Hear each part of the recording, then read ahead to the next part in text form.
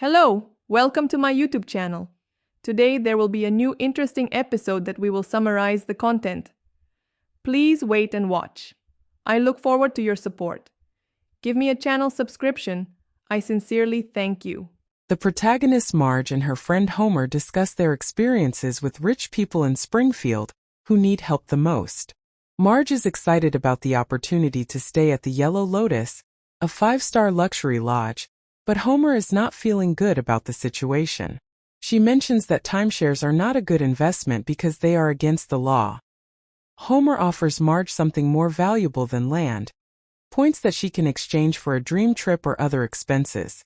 The points will go to Marge's future children and are cheap.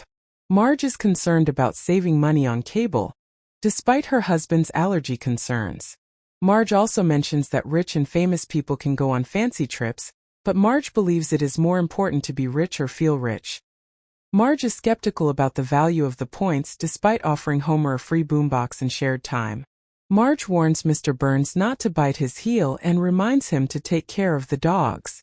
Marge also clarifies that the property is exclusively for guests and includes the view.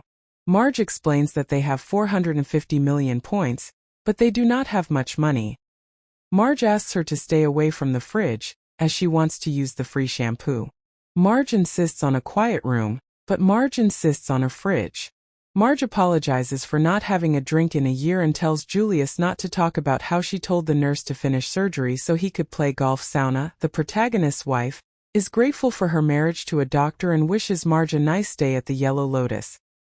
Tasha, a Swedish woman, is seeking help from Marge, who has 3 diamond lotus rooms connected to her husband and bags. Marge is worried about the woman's safety and wants to know how she got the key to the room. Marge reveals that she has a mirror with a TV in it, which she believes makes her the happiest woman in the world. Marge also questions Marge about her evil plan, as she thinks Marge and her family are living in a fancy room meant for her wife's bags. Marge explains that she is rich on her own and has invented a rake to prevent her head from hitting Bob. They discuss what they can do now, such as telling their wife about their past while getting Bob arrested for trespassing or staying quiet and having fun. Marco, a wealthy man, asks Marge to tell his wife about his past while getting Bob arrested for trespassing. Marge agrees to call the police if her wife turns up dead. Marge mentions her pet, Barbara, and the fact that they can trust the monster now. Tasha is eating a book and has to remove all pictures to fit it in her bag. She emphasizes that someone else's memories are more important than hers and that they are trying not to stand out. Marco informs Marge that the pool is only for adults and that the hotel will take care of the kids for the rest of their trip. Marge asks Marge to make something vegan and apologizes for her behavior. Liz, a rich girl, is upset about the situation and wants to sit at the front table, but Homer, the only one happy, suggests they are the only ones here. The text is a conversation between 2 wealthy individuals who are discussing their wealth and the potential dangers they face. They discuss various treatments for their bodies, including a sage scrub, seaweed foot mask, pumpkin face mask, cedar oil, and mud bath. The protagonist is concerned about the possibility of someone dying in their hotel room, but they assure their mother that they can trust these hotel fortune tellers to be fake. The protagonist is also worried about the possibility of someone being poisoned or hanged, and they ask for help from security to get rid of 2 trespassers who broke their promise. The protagonist's leg hurts, and they discuss the possibility of vacationing and making money simultaneously.